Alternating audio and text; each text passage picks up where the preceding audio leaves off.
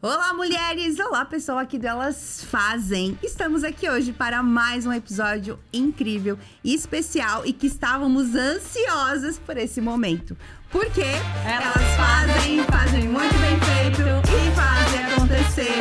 Eu, Dani Guzzo, anfitriã deste canal. Minha parceira, Amanda Medeiros. Oi, gente!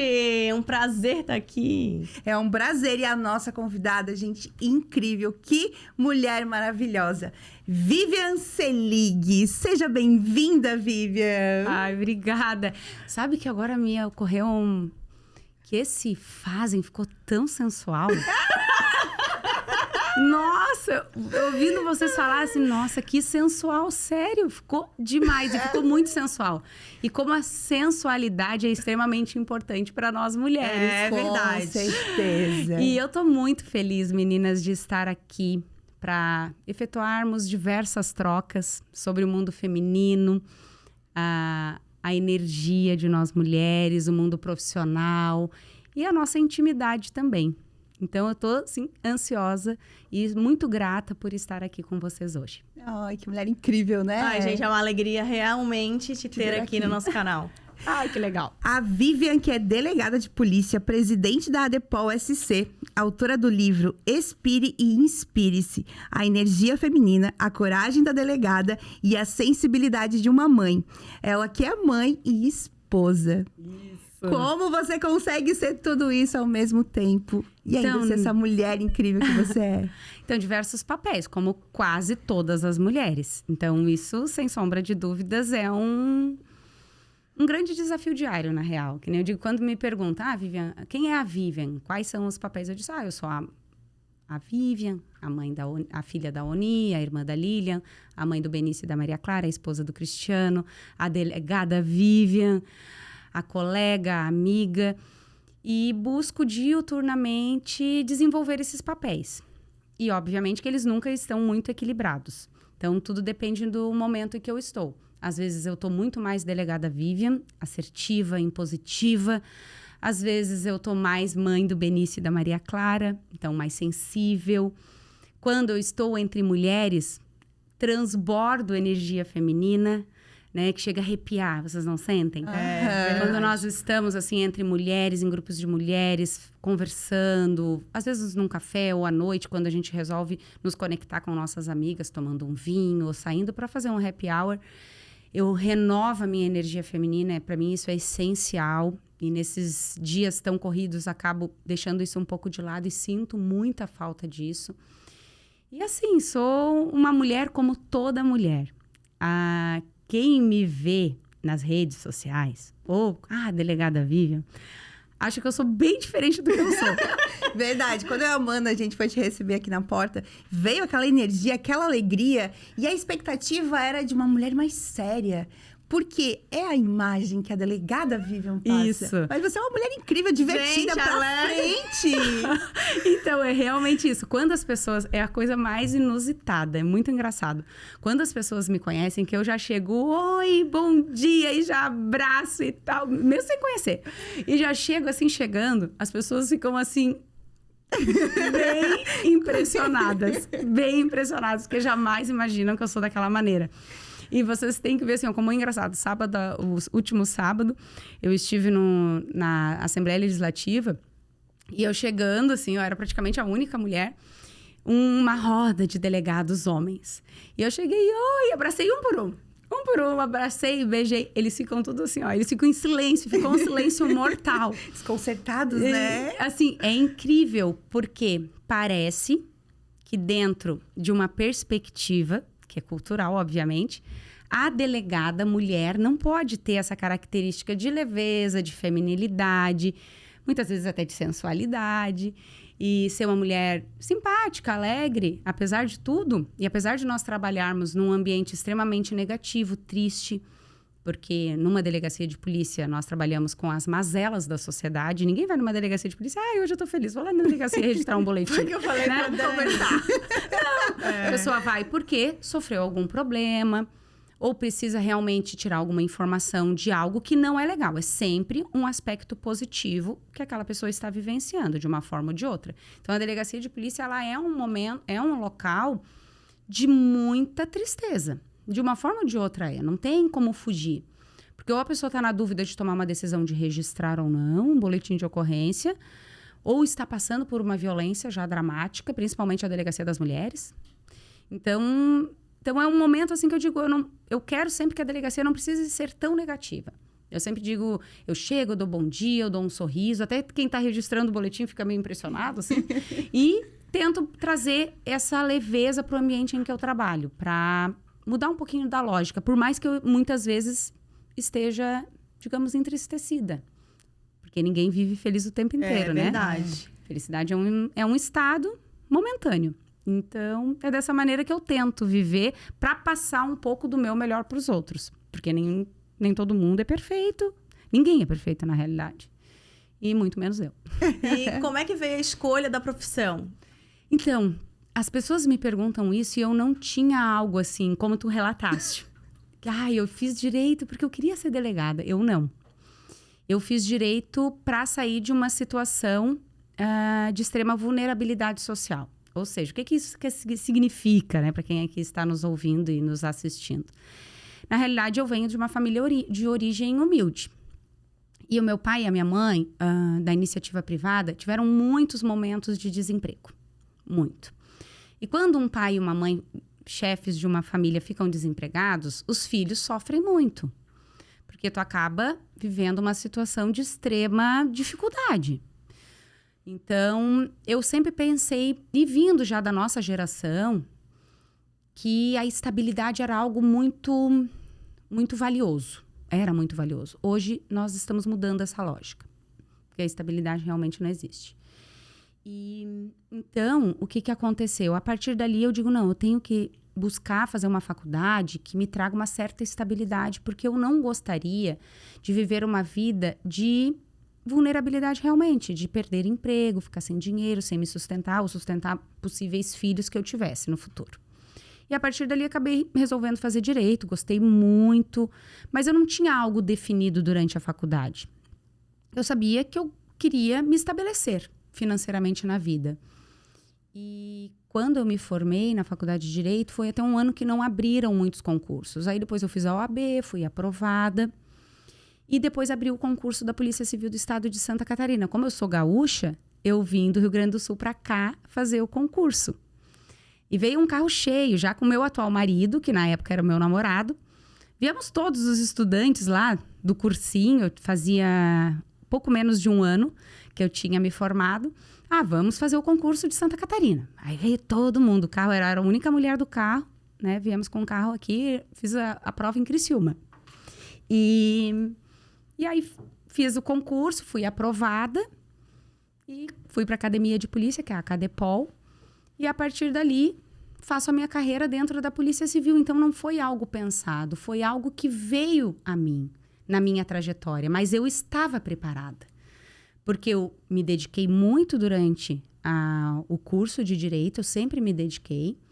Então, logo eu finalizei, eu recebi uma bolsa por ter uma média boa da faculdade, recebi uma bolsa de estudos, aí eu fiz a escola da Defensoria Pública e na sequência o concurso abriu. E nesse meio tempo, eu até estagiei no LFG, não sei se vocês conheceram, Luiz Flávio Gomes, era online na época, assim, era super inovador. E eu fazia monitoria, então eu ficava cuidando do sistema para não cair, ligar, desligar o sistema e para poder assistir às aulas, porque eu não tinha dinheiro para arcar com aquelas aulas. E aí foi assim que as coisas foram acontecendo. As oportunidades acabaram chegando porque eu estava preparada para elas. Então isso para mim fica muito claro. Eu procuro sempre estar preparada para o que vem para mim. Então eu estou sempre me preparando para que algo bom venha. Eu acho que isso é fundamental para todo homem ou mulher que queira crescer, buscar algum objetivo na sua vida. Então tem que sonhar. Tem que sonhar. Eu não sonhei. O meu sonho talvez fosse ter estabilidade. Só que hoje eu vejo que estabilidade é um conceito utópico. Então, mas talvez naquela época, na Vivian, com 22 anos eu tava, mais ou menos, 22 anos e meio. Sim, eu me formei com 22 anos e meio. Foi em agosto de 2004. Então, lá, sim, o meu sonho era ter estabilidade, ganhar dinheiro, ter um salário, ter o salário. Teu salário, é. Ter o salário, assim. E quem passa dificuldade sabe o quanto isso é valioso e importante. Então, e principalmente para a mulher, para ela ter o seu espaço, a sua independência. Eu penso que isso seja fundamental. E esse olhar para a mulher já vem desde lá de trás, ou foi uma construção? Na realidade, eu venho de uma família em que as mulheres são muito fortes. A minha mãe, principalmente eu levo muito em consideração a família da minha mãe, com quem eu tive convivência, né? E a do meu pai eu quase não tive convivência até hoje. Hoje já estão falecidos também. Então, a minha avó ficou viúva muito jovem. A minha mãe, de 7 filhos, que é a mais velha, tinha 9 anos de idade. Então, o mais jovem tinha 3 meses e a minha mãe com 9 anos. E a minha avó criou 7 filhos. E a minha avó foi uma grande inspiração para mim. Criou os filhos costurando. E eu vivi com ela até ir para Porto Alegre, quando eu terminei a minha faculdade.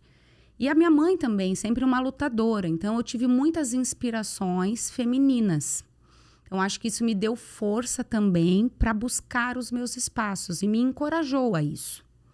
E não desmerecendo em nada a figura masculina, né? Era uma questão de realmente me inspirar a buscar independentemente de ter um homem como um parceiro, um companheiro de vida. E foi isso que eu fui buscando. Então, a força que hoje eu tenho, e não sempre,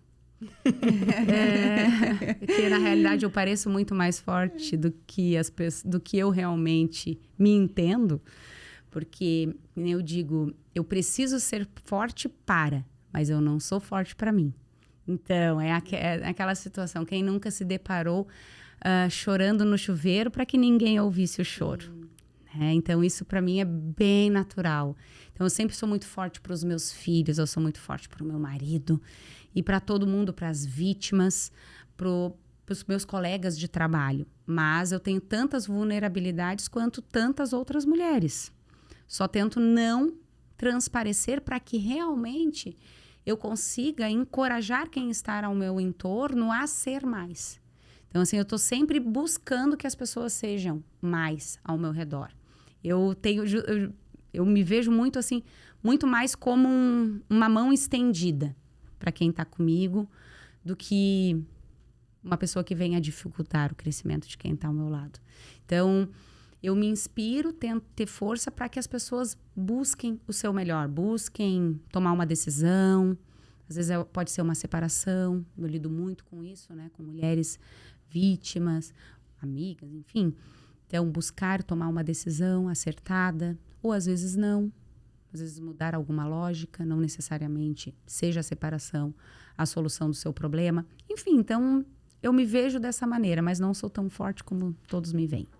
E como é para a Vivian ser uma mulher tão feminina, numa profissão tão masculina? Quais foram os desafios maiores que você enfrentou ao longo desses anos? Eu ainda enfrento e cada vez mais. Eu tenho consciência que a cada dia que passa, os meus desafios são maiores. Isso para mim fica muito claro. Porque quando eu tinha 24 anos e entrei na Polícia Civil, eu era uma mulher jovem e com pouca experiência. Com o passar dos anos, eu fui conquistando os meus espaços, assumindo mais responsabilidades, mais funções, assumindo em determinados momentos funções de poder, funções que realmente tu tem lugar de fala e que tu toma decisões. E a partir do momento que a mulher vai assumindo esses seus papéis e esses seus lugares, aonde ela sofre mais preconceito. Um preconceito, uma descredibilização, uma necessidade constante de mostrar serviço, de ser realmente aquela pessoa que está fazendo a diferença. E isso para nós é cruel. Para mim, assim, é algo que eu tenho que fazer um exercício diário para eu não estar sempre me autoflagelando. De, hoje eu não consegui, sabe? De não ter conseguido concluir determinado trabalho ou demanda, que talvez para um homem fosse natural, porque não deu tempo. Para mim é um motivo de autossabotagem. Então, é muito triste esse sentimento que nós todas carregamos de forma muito umbilical, assim, muito cultural, como mulheres que ingressaram no mercado de trabalho não faz muito tempo. Então, e isso acaba sendo um reflexo da nossa história. E para nós, do serviço público ou da iniciativa privada, e falando agora, estamos aí num período político, para estarmos nesses espaços, nós pagamos um preço muito alto. Isso é verdade. Pagamos um preço muito alto. E por isso que muitas mulheres desistem no meio do caminho. Porque realmente não é fácil. E nós não temos uma rede de apoio que nos auxilie no dia a dia. Porque ao passo que os homens geralmente possuem grupos muito estratégicos, nós não possuímos. E muitas vezes as mulheres que estão ao nosso redor são os nossos algozes. Então, isso que é o pior. Então, essa necessidade de nós mudarmos a cultura, empoderarmos as mulheres, é uma maneira, inclusive, de nós nos protegermos. Isso é verdade, como é difícil ter grupos de mulheres que se apoiam. Os homens, eles têm, por natureza, esse apoio uns aos outros. A mulher tende a não apoiar tanto a outra, porque parece, de certa forma, que a outra vai tirar o brilho dela. Eu não penso assim, mas eu conheço pessoas que acabam pensando assim. E como isso é difícil, né? E existe muito. E é bem pelo contrário. Em um determinado momento, eu fui num evento e que teve um exercício sistêmico, eu diria, nesse aspecto. E ele era no seguinte sentido, eu achei muito interessante. Que uma mulher, no momento que ela tem uma vela, se considerando que ela é uma vela, e quando ela acende a vela de uma outra mulher, ela não apaga a sua vela. Então, tu multiplica a luz. E é nesse aspecto que nós temos que pensar. No momento que nós auxiliamos a mulher, uma determinada mulher, a estar em determinado local, de poder, de fala, de circunstância, nós estamos nos defendendo também. É verdade. Então, nós estamos acendendo e multiplicando aquela luz, aquele poder, aquela energia realmente feminina. E o fato de nós fazermos essa defesa e essa autodefesa não está, novamente eu repito, em nenhum momento te retirando ou descredibilizando a masculinidade. Então, é esse aspecto. No momento que tu tem um discurso feminino e de paridade e equidade feminina, em nenhum momento tu está descredibilizando ou menosprezando ou subestimando a figura masculina. Bem pelo contrário. Porque nós temos milênios de uma história de opressão. Milênios. Se nós considerarmos a nossa história muito recente, especialmente aqui no Brasil, nós fomos ter direito ao voto, ainda de forma restritiva, em 1932. Foi ontem. Foi ontem. Nós não temos um século ainda. Então, o nosso país tem 500 anos de história. Agora, menos de um século, nós mulheres pudemos votar. A virgindade feminina, ela só foi retirada do Código Civil como uma causa de anulação do casamento no ano de 2002. Olha só. Vocês acham isso razoável? Quando alguém vem falar que eu penso assim, abominável, porque demonstra a falta de conhecimento histórico, que isso é um mimimi feminista, isso é de um absurdo e de uma falta de conhecimento histórico. Porque isso não tem nada a ver com ideologia. Isso é conhecimento histórico-cultural.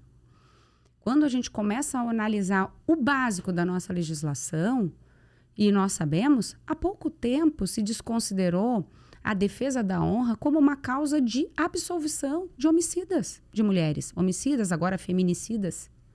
Há poucos anos foi declarado inconstitucional. Então, é algo tão arraigado, é algo que está tão presente na nossa sociedade que a gente não se percebe. Então, esses movimentos, eu estar aqui hoje falando desse assunto, nós estarmos, vocês com esse projeto maravilhoso, oportunizando fala a diversas mulheres de diversos contextos, justamente isso fortalece as mulheres a estarem nos seus locais. É um movimento pequeno, mas que deve ser diuturno, devagarinho. Eu digo, é um passo de cada vez. E aí sim, nós conseguiremos fazer uma grande rede de equidade. Porque, segundo os estudos, nós atingiremos a equidade de gênero, ou seja, mulheres e homens viverão harmonicamente em sociedade com direitos realmente igualitários daqui a aproximadamente 130 anos. É tempo. Nós já não estaremos aqui. Então, É muito Mas tempo. e o importante é a gente fazer a nossa parte. E isso a gente vem fazendo. Isso. E oportunizar mulheres para falar, independente da profissão, independente de qualquer coisa, poder falar, poder comunicar, porque todas nós temos algo a comunicar. com certeza. A nossa história inspira e a nossa história pode estar servindo de alavanca para o crescimento de outra mulher. Por mais que a história pareça simples aos nossos olhos, mas a outra que está ali pode estar nos observando e usando a nossa história como força, né? Por isso que é tão importante. E o Elas Fazem, ele não é um movimento onde a gente deixa de lado os homens. A gente visa fortalecer as mulheres, as histórias. O homem faz parte disso tudo também, Com certeza. mas dá voz às mulheres. E há pequenas histórias que conectam tanto com o outro e movimentam tanto a vida do outro, né? Com certeza. Em determinado momento, eu fui num programa de rádio e lá tinha a presidente da Associação das Empregadas Domésticas e das mulheres que atuam no lar.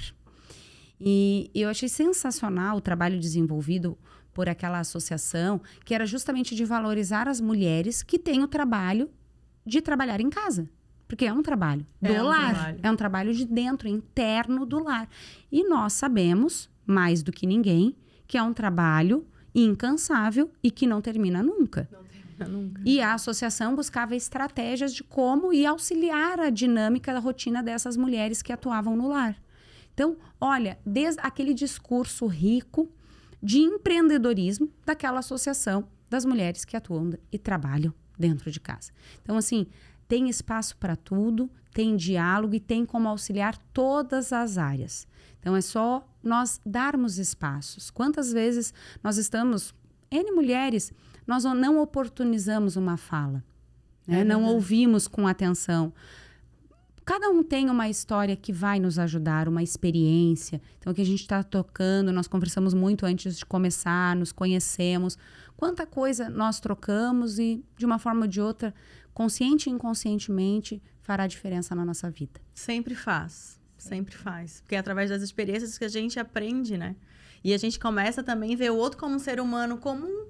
Igual a gente. Isso. Porque não é só o cargo, né? O cargo é bom também, mas às vezes é uma pessoa que trabalha no lar. E te faz a sua gestão ali tão bem quanto uma empresária. Né? Então, é realmente não haver a comparação de cargos, mas sim essa energia feminina, através dessa energia feminina, a gente fazer um mundo melhor para todos. Isso não masculinizando as mulheres que ingressam nas funções. Não. Então, aproveitar, porque tem espaço para todos, e aproveitar essa característica de nós mulheres para determinadas ações. Então, a mulher, ela acaba tendo algumas características que são inerentes, que são suas. Então, aproveitar e não tentar sufocar essas características. Essa é a grande, para mim, a grande riqueza de trabalho, principalmente de um gestor. É não sufocar características e sim potencializar, fomentar características para que consiga desenvolver um bom trabalho. E a gente percebeu na tua rede social, né, que a gente não se conhecia pessoalmente, foi exatamente isso, que tu é muito feminina. Muito feminina. E isso é incrível, porque tu coloca essa energia feminina a dispor também do seu trabalho. Sim. E isso é incrível. Ah, que legal.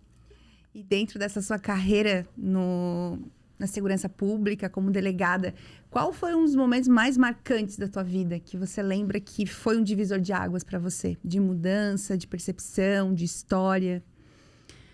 Nossa, eu tenho tantos, assim, momentos. Eu tenho momentos mais tristes de situações em que eu atendi vítimas e também tenho momentos de virada de chave. E para mim, esses momentos de viradas de chave são os melhores. E sempre são nessas mudanças, eu sempre aproveito as mudanças para mudar um pouquinho de paradigma e fazer uma retrospectiva da minha atuação pretérita e poder melhorar a minha nova atuação. Então, eu adoro muito, eu sou muito a favor de mudança, muito, adoro. E no serviço público existe uma resistência muito grande à mudança. As pessoas geralmente se colocam em determinadas posições e não querem ser modificados. E eu acho isso muito ruim, porque a mudança ela é crucial assim, para realmente oxigenar aqueles setores. E todas as mudanças que eu venho desenvolvendo na minha carreira, como uma decisão de ter assumido a Associação dos Delegados de Polícia, foi uma decisão muito desafiadora para mim. Ter assumido a Delegacia Regional da cidade de Tubarão foi uma decisão bastante desafiadora. Ter assumido a Delegacia de Proteção dos Direitos das Mulheres, na DEIC, na Diretoria Estadual de Investigação Criminal, também foi muito desafiador. Uma delegacia que não existia, que começaria do zero, sem estrutura, sem policiais. Então, criar um protocolo de atuação, o que ela vai fazer, para que ela se propõe, o que essa delegacia se propõe, o que ela é diferente de uma DPCAM, que são as nossas delegacias especializadas de atendimento à mulher, que nós temos 32 aqui no estado. Então, tudo isso, para mim, é muito desafiador. Eu acho que esses momentos, para mim, são os que mais me instigam e são desconfortáveis, obviamente. Então, eu tô fazendo uma mudança, é tudo lindo, maravilhoso. Não. É desconfortável. E é o desconfortável que faz você sair do lugar, né? Isso. É desconfortável, te traz uma série de inseguranças. Será que eu tô tomando uma boa decisão? Será que eu não deveria ter ficado? Será que eu devo mudar? Porque nós estamos numa constante. A vida é um movimento. E fazendo não só na nossa vida interna, íntima, com a nossa família. No nosso ambiente de trabalho também é. E nós temos que estar atentos a isso. Porque para nós conseguirmos retirar de nós mesmos o nosso melhor potencial, eu tenho que ter uma autoanálise do que eu sou boa muito presente. O tempo todo. O tempo inteiro. E uma autoanálise.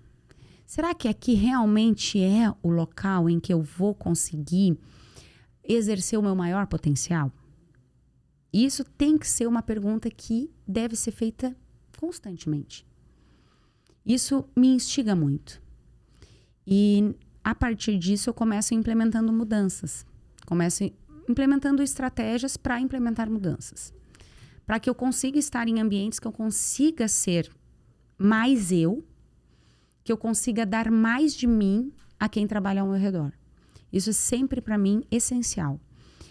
E uma situação que eu acho extremamente relevante para quem está nos assistindo, nos ouvindo aqui, principalmente mulheres, é o não receio de não agradar.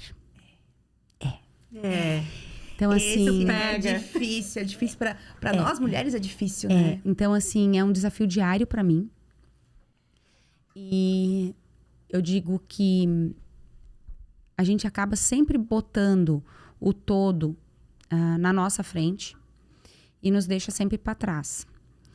E isso é um desafio nosso diário de nos buscar, nos conectar ao que realmente importa.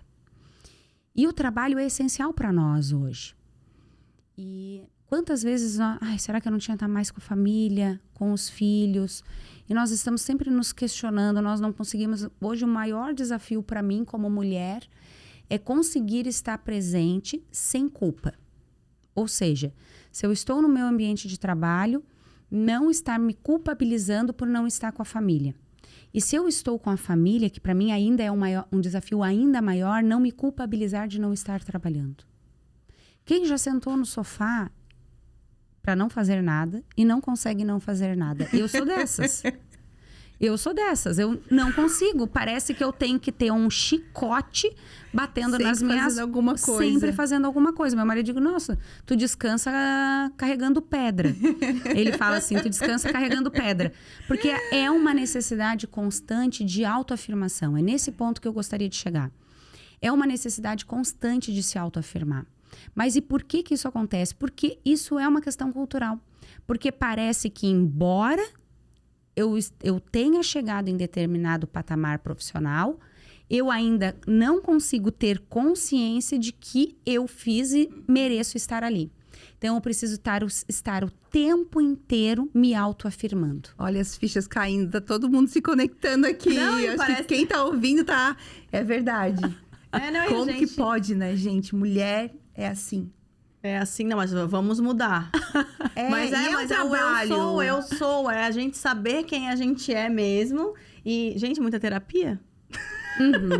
Muito autoconhecimento, muita leitura eu também faço. Muita leitura, muito autoconhecimento, porque a gente tem que estar se fortalecendo, não dependendo dos outros para que isso aconteça, porque a validação às vezes nem vem. E a gente tem que estar o tempo todo ativando isso dentro da gente. Né? Que a gente é, mesmo sem fazer nada, a gente está sendo. Sim. E por que não ficar no sofá, né? Vendo um filme? Gente, eu lembro eu comecei a dizer que eu não precisava, porque era besteira ficar sentada sem fazer nada. Era besteira? Como assim, gente? É uma máquina? Porque uma hora a máquina também dá pane. E aí eu comecei a procurar coisas dentro de mim que fizessem eu me sentir mais segura. Então, fui atrás de uma terapia, fui fazer novos cursos, porque a mulher tem muito disso, né? De ter novas possibilidades, mudanças. A gente ama mudança. Eu adoro. Eu também, adoro. Mas fazer essas mudanças de modo que não vá trazer malefícios para a nossa vida. Né? Porque o profissional junto com o pessoal. Né? Então, a gente tem que ser... A gente tá forte para poder parecer... Não é só parecer, né? Ser forte. Estar. Para os outros também, né? E a gente tem os filhos, tem sempre muitos papéis a desenvolver. E tem que estar forte. E para isso a gente precisa se conhecer. Precisa. Para não sentir essa culpa, né? Muitas vezes terapia culpa. É algo essencial. Quem nunca fez, eu sugiro que procure um bom profissional.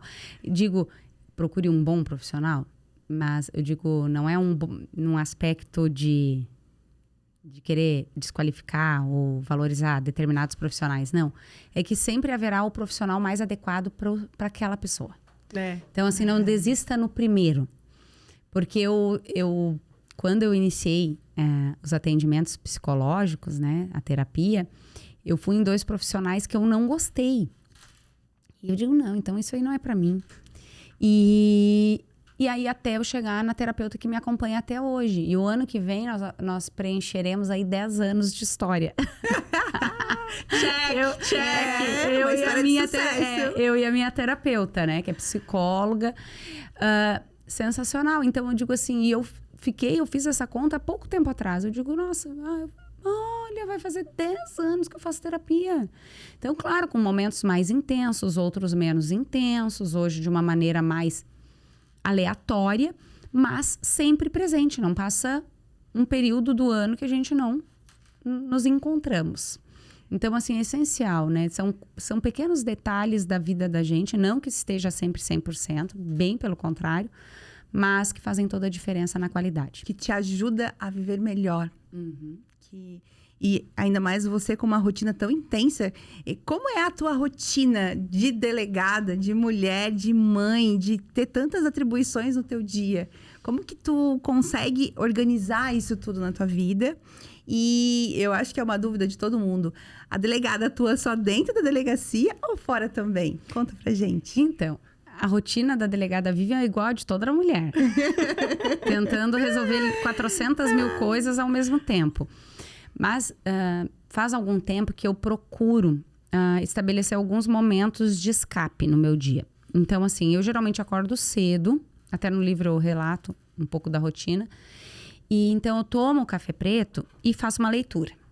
Então eu procuro ler alguma coisa de manhã, assim. E aí depois eu faço atividade física, ou às vezes eu tenho um compromisso de manhã cedo, aí eu não consigo fazer atividade física, aí eu trabalho, às vezes trabalho de manhã, de tarde, de noite, aí tem dias que não. Então acaba sendo muito aleatório. Mas aí eu tenho a rotina, por exemplo, se eu tô na cidade que estão os meus filhos hoje, eu procuro ou levar ou buscá-los na escola. Se não, meu marido acaba fazendo esse papel e eu acabo enchendo a minha agenda de compromissos, que é algo que está extremamente errado, mas eu sou dessas. Eu gosto de trabalhar. Vamos botar ali. Aí eu acabo enchendo a agenda de compromissos, um atrás do outro, principalmente porque hoje, tenho a delegacia, aí eu tenho a Associação dos Delegados, e o fato de ser uma mulher que está aí à frente de algumas demandas, eu sou solicitada também a estar em alguns locais. E eu gosto de estar e eu acho muito importante estar. Então, acaba que a minha agenda acaba sendo sempre muito fechadinha.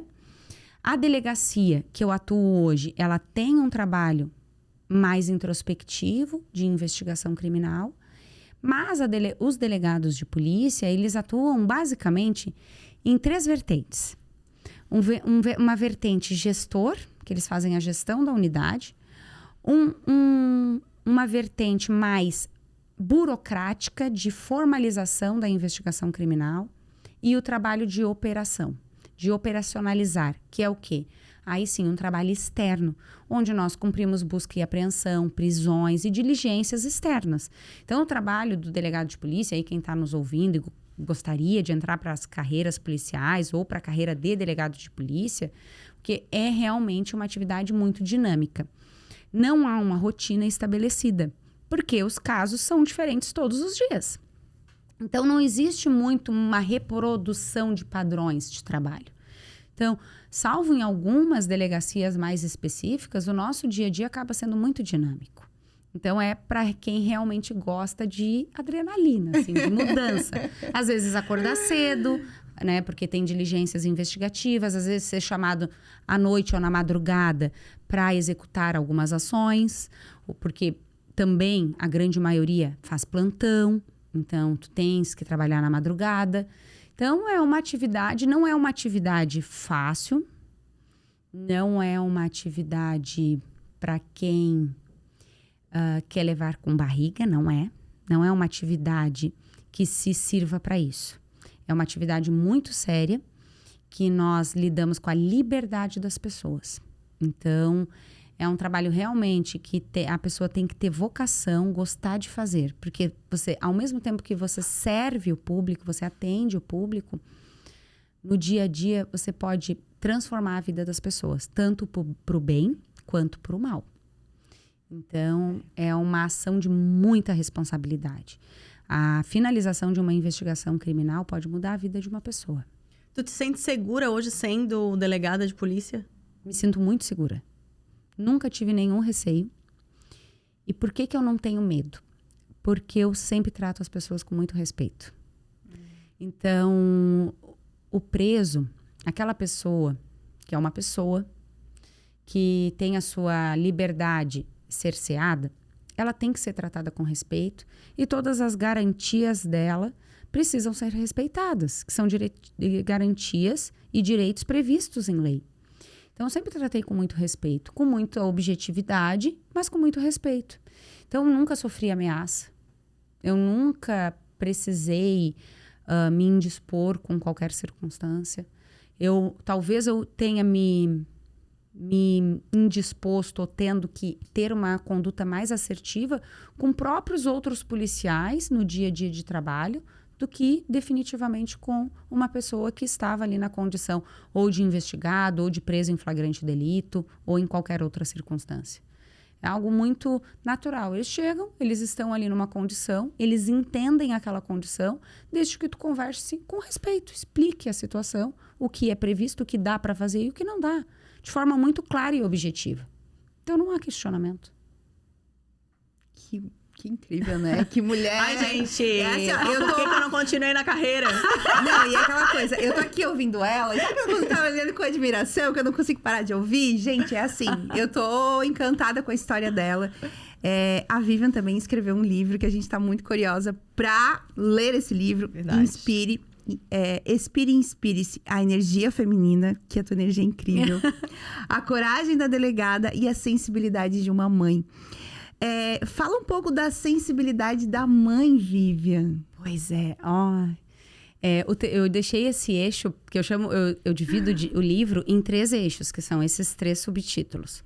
Então, o inspire-se, eu vou fazer um adendo aí, trazer um parêntese, porque eu pensei nesse título, porque é o ato de respirar. A nossa respiração, ela geralmente, quando inspira, né? Coloca o ar para dentro e depois tu solta, tu expira.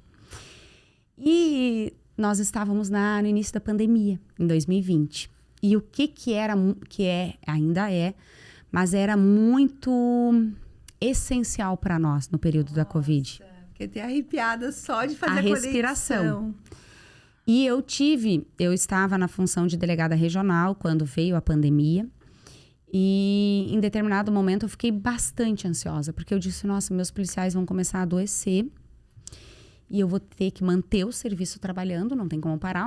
A polícia é um serviço essencial, nós não paramos, não tem home office para a polícia, né? E não existe polícia de home office. Então, nós ali na luta, trabalhando, eu digo, meu Deus, se eu começar a adoecer muitos policiais ao mesmo tempo, eu não vou conseguir fazer a manutenção do serviço, que é essencial. E aquilo começou a me dar uma ansiedade, assim, uma coisa. E quando nós estamos ansiosas, o que acontece? A respiração fica curta, né? Ela fica horrível. E para nós nos acalmarmos, eu pensava assim... E aí eu já pensando no livro, né? Pensando no título, que isso ia acontecer. Paralelamente a todos os outros problemas. É que eu precisava primeiro soltar o que tinha de ruim. E não... Antes de eu me soltar dos problemas, das minhas ansiedades, dos meus preconceitos, de tudo que há de negativo, eu precisava primeiro me soltar. Porque senão eu não conseguiria absorver o que é de bom. Então, por isso que ficou o expire, de jogar para fora, de se libertar, de tirar de dentro e depois se inspirar. Então, com um segundo viés, né? Que é o de inspiração e de inspiração de inspirar pessoas. Então, aí ficou o expire e inspire-se. Aí a energia feminina, a coragem da delegada e a sensibilidade de uma mãe. E esses 3 eixos eu divido bem dessa maneira. Aí o primeiro eixo da energia feminina, eu falo do aspecto mais mulher, feminino e relações. A coragem da delegada, eu conto um pouco da minha trajetória profissional, mas com insights, assim, de networking, de mulheres que precisam buscar os seus espaços. E, ao fim, no eixo a sensibilidade de uma mãe, eu não trato só da maternidade. Eu trato dos relacionamentos amorosos também. Então, dos relacionamentos, de traições. Eu vi, perdão. Perdão. Eu vi, mas eu não conheço ainda. Mas eu fiquei muito curiosa. Muito curiosa. Tu pode dar um spoiler pra gente? Posso. Então, aí o que acontece, né? Eu e o meu esposo, nós estamos há pouco mais de 20 anos juntos. Então, quando eu passei pro concurso de delegada de polícia, inclusive nós já estávamos juntos, né? Imagine. E namorando, beleza, junto, depois moramos juntos, depois casamos, noivamos, depois casamos no religioso, aquela trajetória normal, né? E em um determinado momento eu descobri uma traição do meu marido. Uma não, várias. E aí vocês imaginem, né? Não, eu não imagino. A raiva da delegada. A raiva, é isso. Como ele teve coragem, né? Gente. Uma delegada. E aí... Corajoso. Isso. Quem nunca, né? Não sei. Quem nunca? Não sabe, né? Não sabe. A gente não sabe. A gente não sabe. Essa é a questão. Só sabe Essa é a questão. Só sabe justamente. E aí a gente tem que saber resolver, né? O que quer. E aí o que acontece? Normal, né? Descobre traição, briga, separa, aquela coisa toda, né? E foi um grande ponto de inflexão, assim. Ou eu terminava e dava um fim, e poderia ter sido uma opção. Não sei se poderia ter sido acertado ou não. Na época eu não tinha filhos. Eu ia te perguntar. Não tinha filhos. Poderia ter totalmente tomado aquela decisão, porque os filhos com certeza interferem muito numa decisão de separação. Não tenho dúvidas disso. Sim, e acabei perdoando. E como aconteceu isso, gente? Explica pra gente. E dei uma segunda chance. Porque eu acredito muito no perdão. Eu sou uma pessoa que perdoa muito fácil. Muito fácil. Mas isso não é ruim? Não, eu não acho ruim. Eu acho muito bom, inclusive. Porque isso me traz uma leveza e uma naturalidade. Primeiro porque eu tenho alguns... Aí aqui até... Isso é um papo muito filosófico. Aí vai ficar meio chato. Vai ficar muito chato. Eu tenho, assim... estudando muito a natureza urbana... E eu sou um pouco de entender o porquê das coisas. Eu entendo que o ser humano, ele não é um ser monogâmico por natureza. E nós fomos socialmente nos estruturando a ser, até por uma questão muito patrimonialista. E, enfim, mas ali existia um acordo. Implícito ou explícito, havia um acordo entre nós. Porque eu gosto muito da... Ó, já vou trazer. A Regina Navarro Lins, que é uma psicanalista, escreveu já diversos livros, maravilhosa. Ela diz que, inclusive, a nossa geração está numa transição agora de poliamor, né? Mas, enfim. Ela sempre fala assim, quando um casal se une, quando começa a namorar, ela fala assim, ó, vocês fazem um acordo? Não, olha só, a partir de agora você não pode me trair, você não pode beijar. Nunca há isso entre o casal. Não, nunca há. Isso é implícito, né? Então não existe. Aí eu digo, existia um acordo implícito ali, existia, né? Para mim, existe, e sempre há um acordo dentro da nossa cultura de fidelidade. E para os homens isso não é natural, né? Para os homens, mulheres hoje, né? E isso é uma mudança cultural. Então, hoje, nós conversamos, eu e ele, sobre o assunto de forma muito natural. E ele hoje entende que ele reproduzia de forma muito tranquila tudo que ele vivenciou na infância dele. E ele veio reproduzindo na adolescência e na fase adulta. Replicando tudo. Ele veio replicando. E quando eu descobri essa traição, e a gente terminou... Teve um período que nós ficamos separados e depois dialogando, eu acabei dando a segunda chance, retomamos. E conversando depois sobre o assunto, mas isso já mais pra cá, tá? Depois de muitos anos. E falando sobre questões de traições, de outros episódios envolvendo outras pessoas e culturas familiares. Ele assim, sabes que hoje, e um dia ele me falou isso, hoje eu consigo retratar de forma muito tranquila, dizer que eu vivi dentro de uma cultura que todos os homens, todos, indistintamente, traíam as suas mulheres. E que era algo natural. E eu naturalizei isso para minha vida. Mas não é natural, né? Não é. E aí, porque tu tem um acordo monogâmico. Salvo se tu não tiver. Exatamente. Porque o que a Regina Navarro fala hoje? Que o maior drama do consultório dela hoje são casais em que uma das partes quer abrir o relacionamento. Abrir o relacionamento. Ela diz que hoje é o maior desafio dela e que cada vez mais isso vem aumentando. Por quê? Porque nós estamos invertendo a lógica da traição. Talvez o que era tão natural para o homem há 3, 4 décadas hoje já não seja tão natural. E outra, né? A mulher hoje também tem essa possibilidade. Sim. E aí já começa a ficar ruim. Isso. Então, o que... Não era exclusivo do homem, né? O que era natural pra eles passa a ser pra nós. E agora? Isso. Então, o que os casais estão deixando mais claros essas regras antigamente mais implícitas, deixando isso mais explicitado. E há aqueles que estão fazendo opção, então, ou de abrir a relação ou não.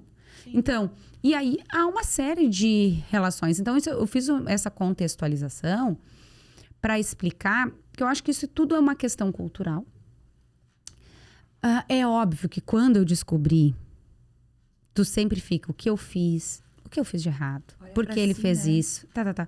Só que eu não deveria olhar para mim, né? Ele que é o problema é dele, né? Não eu. É verdade. Porque se ele precisava de, sei lá, para se autoafirmar, ou porque aquilo era o ideal de padrão masculino, então, isso, cada um teve que cuidar dos seus problemas individuais, obviamente. E eu tomei a decisão de perdoar. E não me arrependo nem um pouco, assim. E vocês eram casados ou eram só namorados? Tínhamos recém-casados, no religioso. Porque... Filho do Maego. Filho do Maego. Poxa vida. Gente, vocês não têm noção. Depois que eu escrevi o livro e essa história ficou pública... ele nem sabia, né? Porque eu não deixei ele ler o livro antes de sair do... depois. Só depois. Olha só. É que assim, ó, eu não quis que o livro fosse algo perfeito. Porque nunca é, né? Então, assim, ó, justamente... Né? Então, assim, ó, escrevi o livro, ninguém leu, ninguém revisou, salvo a revisora da editora ali, da gráfica, que é o Padrão, né? Então, revisou questões de ortografia que poderiam estar equivocadas, ou enfim, então uma revisão ortográfica, mas não uma revisão de conteúdo. Porque se eu começasse a deixar pessoas lerem o livro, ai, mas tu vai fazer isso. Tu vai botar isso no livro. Sério que tu botou tal coisa. Ai, que não sei. Aí eu ia desnaturar o livro. E eu queria que ele fosse autêntico. Que ele fosse um relato aleatório de diversas experiências minhas. E justamente por isso que ele deu tão certo. Cara, fantástico. Justamente. Então, quando ele leu. O problema é dele. Foi feito, não foi feito. Isso, ele que passa vergonha. Eu queria ver a cara dele lendo, gente. Meu Deus! Ô, Vivian, corre aqui, Vivian. Tu corre aqui, nós vamos ter uma conversa. Aí tu imagina. Aí, vocês acham que ele ia pedir pra eu não lançar o livro? Gente. Né? Aí imagina, eu escrevi na pandemia e eu jurei que eu ia conseguir fazer um lançamento, aquela coisa toda. Aí depois veio a segunda onda da Covid, aquela coisa toda. Eu digo, não consegui nem fazer. E fiz pré-venda, aí vendemos e tal. Até hoje não fiz, assim, um evento de lançamento do livro. Bora fazer! Não fiz. Só que vendeu tão bem, assim, só de forma bem orgânica no meu Instagram ali, divulgando por ali. Na cidade, deu assim, na região sul aqui do nosso estado, deu uma energia, assim, a mulherada comprando. E era assim, ó, uma mulher comprava. Daqui a pouco ela entrava em contato comigo. Tu podia trazer mais uns 2 pra mim? Que eu queria dar pra minha irmã e pra minha amiga. Aí era assim. Porque o que? Elas liam, fazia bem pra elas se conectavam com aquela mensagem e queriam que outras mulheres se conectassem. E esse foi justamente o objetivo. Então eu queria que o livro ficasse curto, não ficasse enfadonho, com uma letra agradável de leitura, com as frases de destaque. E justamente com uma mensagem de simples entendimento. Então, a minha linguagem, ela é muito simples de entender. Não precisa ser... pode ser, qualquer mulher consegue ler o livro de forma muito tranquila. Não tem um vocabulário rebuscado, nada disso. Então, ele justamente... E além do que, nós fizemos com o preço que ele foi produzido para justamente atender qualquer mulher. Que não deixasse de comprar o livro porque... Era caro. Porque era caro. E talvez, acima de tudo, ele traz uma verdade, né? A tua verdade. Isso. E isso que inspira outras mulheres. É muito difícil. Quem doer. Exato. Isso. Quantas pessoas hoje vão lá e botam uma maquiagem na sua própria história e colocam de um contexto onde vai ficar bonito aos olhos dos outros? Você trouxe a tua verdade. E é a tua verdade que pode inspirar os outros. Isso que é incrível. Sim, imagina. Quando eu soube, né, da traição... E no dia eu tava até de plantão. Eu nunca esqueço. Corajoso. Eu nunca esqueço, lógico. Nunca esqueço. Foi a coisa mais engraçada, né? Eu tava, na época... Nossa... Isso nem sei quanto... Não, faz mais de 10 anos. Faz uns 12 anos, eu acho, que eu descobri. E eu tava de plantão. Aí tinham me chamado da delegacia. Era um adolescente... Eu lembro que era uma questão de um adolescente em conflito com a lei. E eu digo, já vou pegar aqui um modelo de representação. Na época, nós não tínhamos o WhatsApp, nada disso. Já vou pegar aqui no computador, tal. E tava em casa ainda. Pegar um modelo, tal. E vocês lembram que o Messenger criava uma pasta automática de backup, né? Então, foi lá que eu descobri. Aí aquela pastinha deu um brilho e tu fosse entrar. E tu vê, era pra eu encontrar. Claro. Ela me chamou. Era assim. Então, foi assim, ó, eu não procurei, porque eu não sou uma pessoa ciumenta. Não sou. Sou uma pessoa muito de boas, assim. Não procuro, porque eu acho que quem procura acha. E aquele dia eu não tava procurando. Eu ia realmente procurar, fui procurar nos meus arquivos ali, a pasta apareceu, fui entrar e vi tudo. Meu Deus do céu. Ele tava em casa? Não, ele não tava. Eu só esperei chegar. Mas ele não negou, né? Porque normalmente se nega. Ou ele negou? Não negou. Menos mal. Não Mas negou. tava a prova ali. Vamos aliviar pra ti. A prova do crime tá ali, negar como? Mas tem gente que... Pra delegada ainda vai negar como? Tudo documentado. Ela não tá como delegada. Melhor coisa, quando a prova tá documentada. Meu Deus. Gente, que loucura. Então, foi um eixo do livro, assim, que chamou bastante a atenção das mulheres. E aí, depois eu relato os episódios das minhas 2 gestações. Claro que a primeira eu acabo focando muito na primeira gestação, porque foi uma gestação que eu tive problema, tive pré-eclâmpsia, depois eu tive HELP. Então, foi um parto prematuro. Meu filho nasceu de 31 semanas. Nós ficamos 20 dias internados na UTI, tanto ele quanto eu.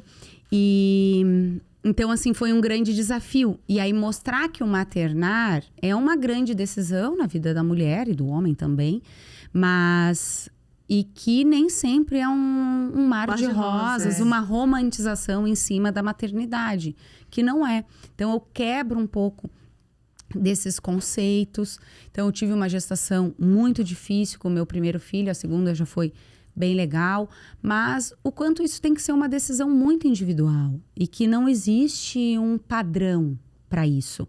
E hoje, cada vez mais, as mulheres estão decidindo, muitas vezes, não terem filhos. E tudo bem. E tá tudo bem. E tá tudo bem. Eu acho que é isso que é importante você frisar, porque eu não sou mãe ainda, mas eu passo por várias situações de outras mulheres julgando a decisão de não ter filhos ainda. Não, mas você precisa ter filhos, você precisa. Eu acho que é uma decisão muito particular. E eu acho lindo maternar. A gente teve outras convidadas aqui que são mães. A Amanda é mãe. A minha mãe é uma mãe incrível. Não é porque eu tomei essa decisão até esse momento que eu não tenho conexão com ela. Eu tenho. Só que é respeitar o outro, né? E tá tudo bem. Não, e também, isso, às vezes, o teu hoje não quer, mas quem sabe, né? E também, se não, ok. Exatamente. Sim, justamente. Assim, mas é uma pressão muito grande em face das mulheres. Sim. E como a maternidade, ela tem um determinado prazo para nós, principalmente para as mulheres, nós acabamos estando, talvez, em algumas situações, no auge da nossa carreira, né, querendo um crescimento que é incompatível com a maternidade. Que é incompatível. Então, tu acaba muitas vezes adoecendo, tentando não largar o teu aspecto profissional por conta da maternidade, e tu vive numa luta incessante de levar as duas coisas. Então, existe uma cobrança, que é o que eu disse no início do programa, uma cobrança de ser uma boa mãe, uma cobrança de ser uma profissional exemplar. Então, assim, é muito difícil. E as mulheres precisam estar atentas, buscar auxílio, buscar entender. Ou tomar uma decisão se vai ter, ou se vai ser um, se vai ser dois, ou não. Enfim, hoje isso está mais comum do que nunca. As mulheres que muitas vezes... Não, então eu vou ter um filho. E tomam uma decisão de ter um filho. E elas continuam sendo subjugadas de não terem o segundo. De não ter. Tu não vai ter o segundo? Ai, não acredito. Aí, filho sem irmão? Tu sabe o que é não ter irmão? E assim... e nunca para, né? Porque daí depois tu faz o segundo, né? Daí tu quis ter o segundo. Não, e aí, as que tem 3, tu é louca. Tu é louca. Aí, se tu tem o terceiro... Não, tu é louca. Por que não? Então, assim, a mulher, ela tá bom, sempre... Não. E o homem, ele não recebe esse tipo de crítica. Não. Ele não recebe. É como se a maternidade, o maternar em si, o ter filhos, fosse uma responsabilidade somente feminina. Então, é muito difícil. Eu não vivo isso, né? Porque tanto eu quanto o meu marido, nós temos total responsabilidade sobre os nossos filhos de maneira igualitária. Então, nós não temos uma divisão disso, se a responsabilidade é minha, tanto que eu estou hoje ficando aleatoriamente aqui em Florianópolis por uma questão de trabalho e ele assume as responsabilidades da casa. Então, assim, isso não é... Ele não ajuda, nós dividimos as tarefas domésticas. Só que é algo que é um exercício diário, tanto para homens quanto para mulheres. É verdade, gente. Que não vou ter o terceiro. Então não vou chamar de louca. Não, quando eu tive o segundo, que eu descobri que eu tava grávida, eu tava de 5 meses já. Meu Deus. Eu ia parir e não ia saber. E daí quando eu descobri, gente, eu fiquei assim, gente, como isso? Eu tinha uma bebê de 9 meses, de 7 meses, e tava grávida de 5 meses, quase 6. E, gente, eu lembro que meu mundo caiu, assim. Eu pensei, gente, como é que eu vou fazer agora? Gente, o meu bebê, eu falei, gente, ela nem vai andar, esse guri já vai nascer? Porque a minha filha, minha filha, quando fez 1 ano de idade, o meu filho fez 1 mês, então eu tava com ele no colo, com 1 mês, e ela tava fazendo 1 ano. E aquilo ali, pra mim, caiu uma ficha que eu falei, gente, Que loucura. Uma loucura. Mas Deu tudo hoje certo. já não tá bom? Não, hoje tá ótimo. Porque... Meu Deus, hoje maravilhoso. Mas na época... Sim. Mas é isso que eu falo. Tu ter consciência do momento que tá acontecendo... Pra ter o momento futuro é muito distante. Tu só vê ali, né? Isso. Eu só vi ali. Eu não vi escapatória. Eu falei, gente, e agora? O que eu vou fazer? Eu fiquei pensando, sabe? Gente, que loucura. Minha filha vai ter 1 aninho, meu bebê de 1 mês. E hoje eles são super amigos. Hoje parceirinhos. Meu Deus. Os meus têm 3 anos e 4 meses de diferença. E talvez hoje, de forma consciente, eu pudesse estreitar essa diferença, eu teria estreitado. Mas, como o Benício foi prematuro, então até os 2 anos de idade foi bem difícil, eu acabei atrasando. Mas hoje sempre, se uma mulher pergunta a minha opinião, porque eu também penso que é péssimo tu ficar falando isso para as mulheres, cada uma tem o seu tempo. Claro, eu gosto muito aproximado, porque realmente eles se Mas tornam mais parceirinhos, brincam mais. Então, eu noto, porque eu tenho uma irmã mais nova que eu, nós temos 4 anos e meio de diferença, a gente já não brincou muito. Então, Não, assim, ela era mais criancinha e eu já tava numa outra vibe. Não, os meus são muito parceiros e eu vou te dizer, se eu tivesse esperado o tempo, eu não teria. Porque, também tem essa. Sabe, as situações são diferentes. São. Então, hoje, meu Deus, graças a Deus que tive, né? Os 2, eles são super amigos. Ai, que bom. Ai, bonitinho. Qual é a maior lição que a maternidade te trouxe? Ui. A lição... Olha, eu não sei, tem tantos lados positivos, mas tantos negativos também. Que eu não sei nem qual eu abordo, né? Contar, né? A lição, né? Eu digo que a maternidade, ela é um exercício diário de doação. Mas tu tem que estar bem consciente da perda da tua liberdade. Ai, assim, é algo que bate no fundo, assim, tu perde a tua liberdade. Porque tu não tem mais liberdade pra nada. Pra hora do banho, pra hora de ir no banheiro, pra dormir, se tu vai dormir ou se tu não vai. Tu perde totalmente a autonomia sobre o que tu vai fazer. Eu acho que isso é brutal, assim, na maternidade. Te cai. Mas, paralelamente a isso, a maternidade também, ela é tão maravilhosa, o amor que nasce com ela, ele é tão sublime que ele faz o contraponto. E por isso que acaba sendo tão natural. Tu vai levando, tu vai vivendo naquele furacão. E por isso tem o segundo, terceiro. E tu vai vivendo e tu vai esquecendo. E vai indo. Porque é a natureza das coisas. Então, tu vai vivendo aquilo naturalmente e vai passando. E o meu exercício é curtir o momento, é tentar curtir o momento. Mas não é tão simples assim também.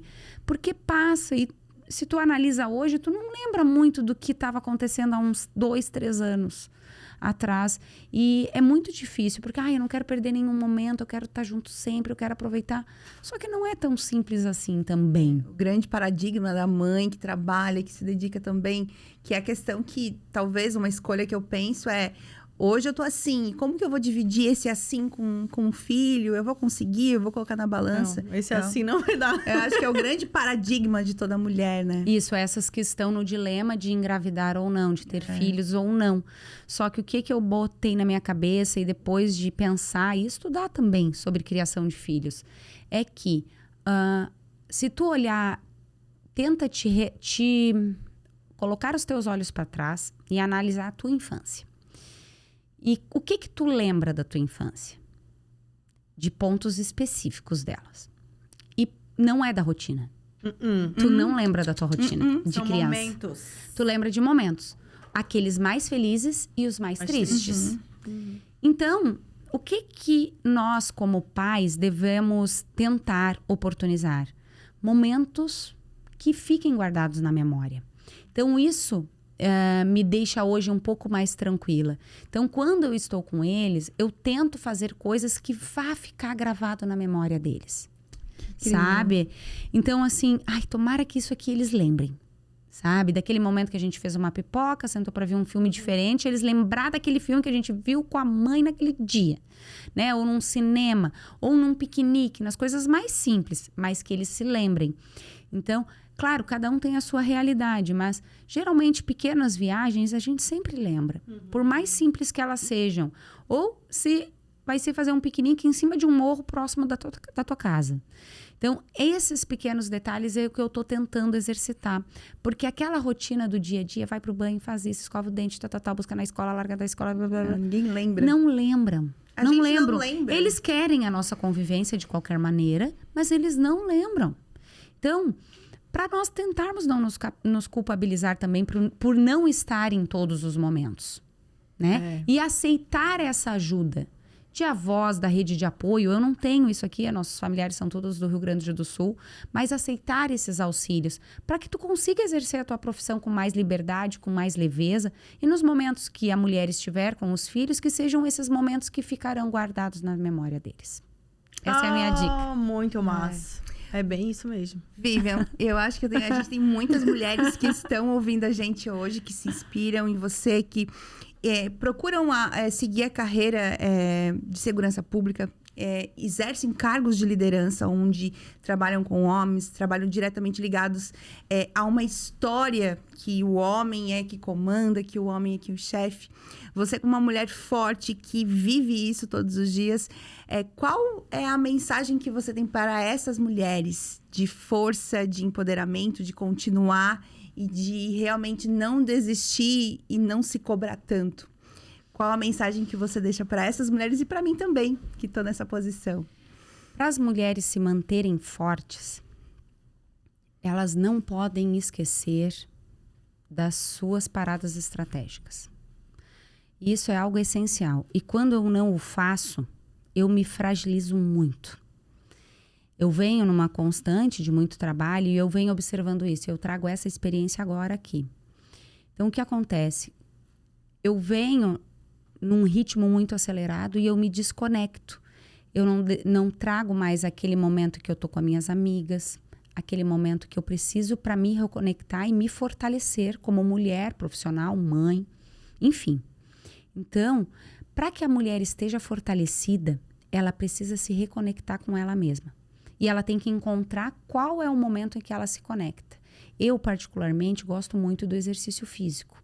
Então, sugiro que cada uma que esteja aqui nos ouvindo busque se reconectar. E estude o que você vai executar. Estude. Por quê? E por que eu trago isso aqui? Não significa que nós precisemos incluir mulheres em todos os espaços.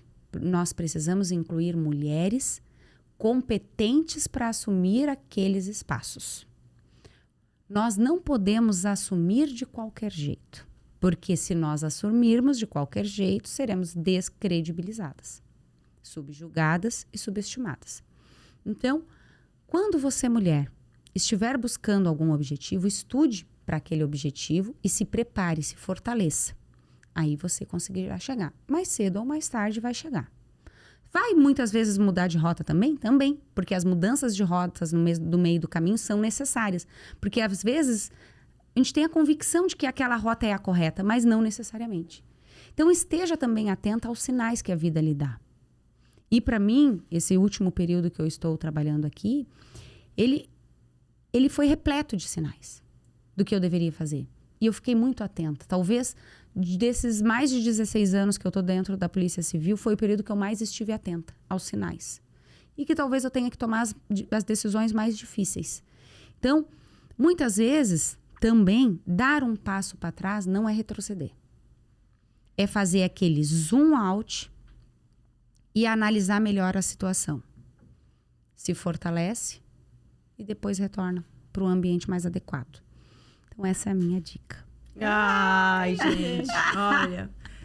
Faz 15 anos que larguei o direito. Fiquei com vontade.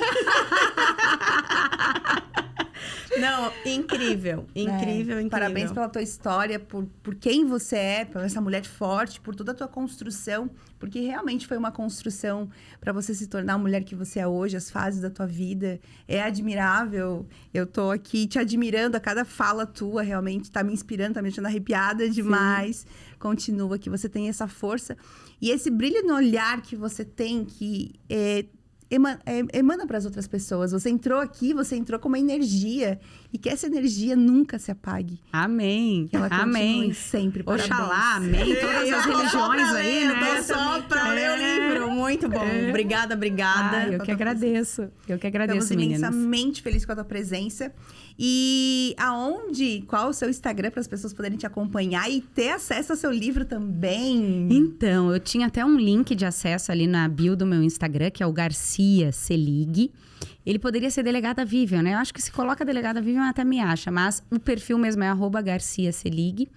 Hoje eu vendo ali pelo direct, então ele é um custo bem acessível, até posto para quem quer adquirir, porque o objetivo do projeto é justamente disseminar a vontade de ler. E eu entendo muito, eu acredito muito na força da leitura. Eu acredito que a leitura, desde os primórdios da humanidade, tirou as mulheres dos ambientes mais dramáticos da história. E foi por intermédio da leitura que as mulheres se encorajaram. E ao longo da história nós verificamos isso. Então, o meu objetivo é que o livro realmente chegue em todas as mulheres. E quanto mais mulheres chegar, melhor. Então, pode me acionar pelo Instagram.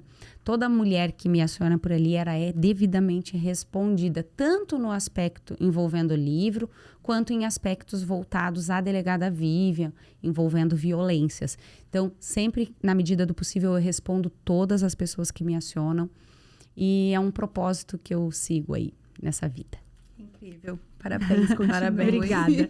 Amanda, aonde as pessoas te encontram? No Instagram, no AM Medeiros. E, para conhecer um pouco mais de mim, @Dani Guzzo. E esse foi mais um episódio do Elas Fazem, com uma mulher incrível e inspiradora. E se você nos acompanhou até agora, deixa seu like e compartilha esse vídeo para que mais mulheres possam conhecer essa história e também se inspirar cada vez mais. Porque Elas fazem muito bem feito e fazem acontecer. Gente, muito massa. Eu fui encerrando, porque tinha que encerrar.